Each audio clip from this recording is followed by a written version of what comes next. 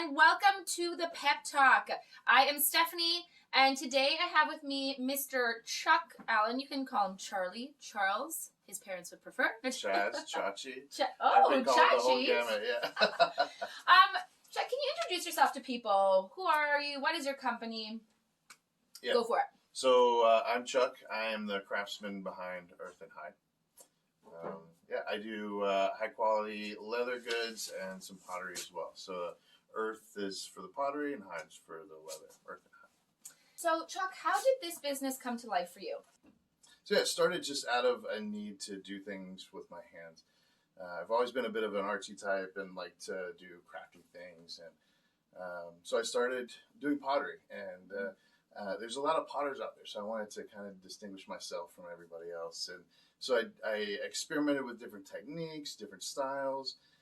Eventually, I came across an idea to do mixed media pieces. So first I did a piece with a wooden handle, then I did a piece with a cord wrap and a braided handle, and somebody saw that. They said, "You should do that with leather."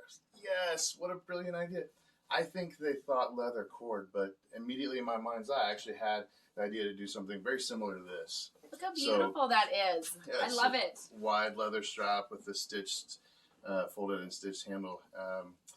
And so, yeah, I'm still creating these on a very limited basis now. But once I learned how to execute this idea, then leatherwork just took over. You were like in filmmaking, correct, before? Yeah. And then was it the Marines, or am I getting that right? That's right. So like thinking about the path that you took to become this amazing craftsman, that's so cool. I mean, like that means that anyone might be able to change their life tomorrow. Not to put any pressure on what the implications your career is making, but you ever felt like at the beginning too, did you ever feel like, oh, I shouldn't be at this market. I'm the new guy.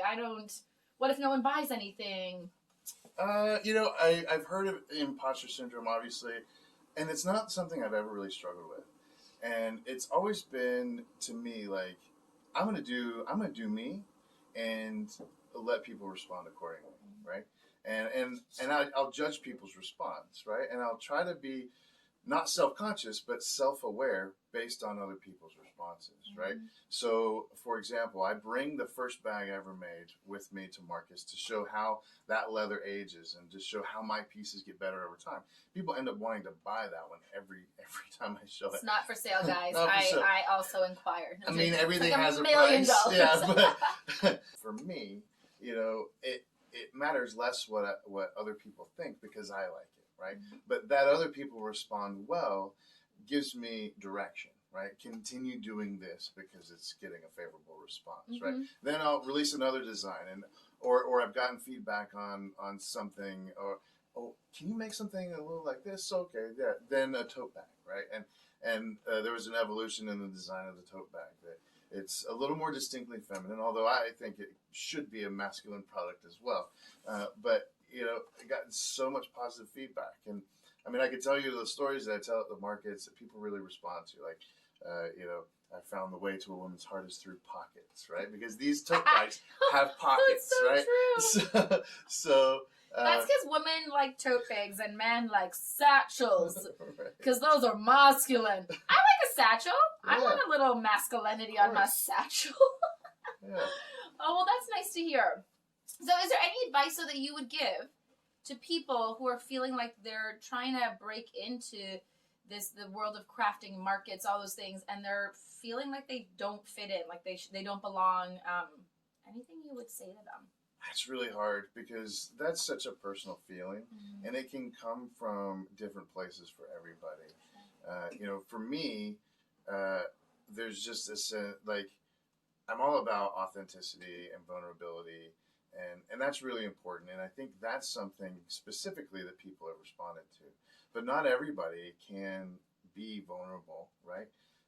There's a lot of times pain that is not even deep, but like often at the surface that somebody could pick at and uncover and really open a wound that it's hard to close back up. So for me that's worked, but for others it may not.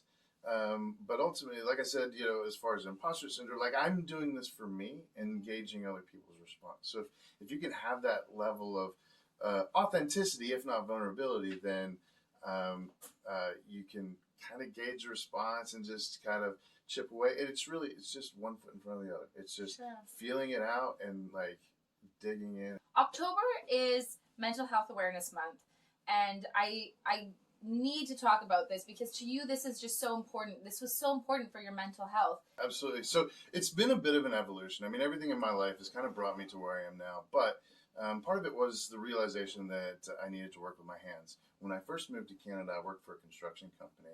And I ended up being on site in an industry I'd never worked in before. I was quickly promoted into the office, and for me, going from the site, doing work with my hands and feeling great every day, to sedentary life in the office and losing that physical momentum, which is not good for my mental health. So it was about that time I was starting with pottery. And I think almost all craft work is very therapeutic, whether it's sewing, knitting, pottery. You see on cartoons a lot of times. The way they visualize hypnosis is like the spinning wheels behind that. And so to look at a potter, it's almost hypnotic, right? And when something can draw you in like that, it can draw you away from the things that can be chasing you, right? Do you offer any classes, workshops, or whatever, where if other people want to kind of experiment or learn, maybe see if it's an outlet for them? Does that exist under your business? Yeah, absolutely. I do teach classes, so I try to hold them at least monthly. I'll have a tablet case or clutch purse, which is a 1 evening class. I do the tote bag as a 2 evening class. I also do belts as a quick 1.5 hour class. November they're scheduled at La Roca, and then I'll be doing another round in December to make something to give as gifts. And then if you want to give the class as a gift, I'll hold another round in January. I love that. I'm just curious, are there any favorite pieces that you have that you sell? Like, I always love to know with a craftsman, do they have a special one that they love? Oh my goodness. That's like asking to choose your favorite child. Which I have asked before. Stacy Natras, I asked her which one was her favorite baby. Well, and all of them are my favorites for different reasons. And if you've been following my Instagram, you'll see this is one of my favorites almost every time. This is one of my favorites. And it truly is. But If you had to make a purse for me, that was me, Stephanie, from what you know about me, what would it look like? Well, I would just pick the Luella purse for you. The Luella tote, it would be yours. And who is Luella? Luella is my mother. Hi, Luella! Anyways, I was excited. So, Mom raised me as a single mom. And just inherently being a single mom makes a woman stronger than she should really have to be. This tote, it's the construction of it, it's one piece of leather that goes all the way around the bottom. And so there's no seam to fail at the bottom. And then the handles are attached with rivets that are so strong. They're stronger than if I could weld them together, right? If I make a mistake with that style rivet, I have to drill it out, okay? So, I wouldn't be able to carry this bag before it would fail. I let you carry a version of that, and it was probably 50, 75 pounds, right? It was insane. Yeah. And the bag was having no problem. And that's like the normal load for that bag, wow. right? And so it's way stronger than it will ever need to be, but it retains this very understated elegance. Just like my mom, she's one of the most beautiful, elegant women, but she grew up, Southern Manitoba farm girl, right? So that understated, almost rugged elegance that is just way stronger than it ever really should have to be.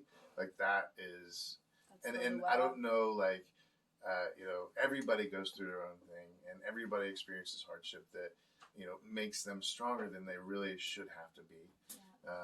Yeah. And hopefully, like, hearing this story and like taking this bag and like experiencing life with, a piece, that gets better with age, and it takes on your story now with the way you use it. There's just a really romantic quality to that. It's right? so poetic. I was like, everyone needs to go get the Luella. And it's huge. Like, as a it. mother, you've got like all kinds of stuff. We have everything in there, and a couple of goldfish from from 2009. And it has pockets. Thank you so much for being here, Chuck. I have enjoyed this so much. I wanted to reference, if anyone's curious about like the stories behind his products, they can just find them on your website. That's right, in the product description. Okay, because I think that's such an important piece, especially if you're trying to find a unique gift. And we are all about unique gifts, like especially in Winnipeg, we love a unique gift. Where can they come in, like meet you though, and find your product? Where does that So exist? I try to go to all of the markets, the craft markets that I can. So the next one coming up is Third and Bird. Pre-sales sold out October 23rd. Limited tickets 24th and Sunday the 25th. I think it's still available. So that's the next one, and then I'm trying to find whatever's happening. Like I'll try to be there. You can also make an appointment to come to my mobile workshop. A mobile studio, sign up for a workshop. But definitely online, and I'm usually pretty active on Instagram. And if you live in the St. James area, you can just like walk by and you'll see this really cool little mobile store up in the driveway. So just saying. Thank you so much for being here. His stuff is beautiful. It's on my list. I'm gonna bring my dad out here. I think it's amazing. So you guys got to check him out, and he's a really awesome guy. Thank you so much. Thanks for having me.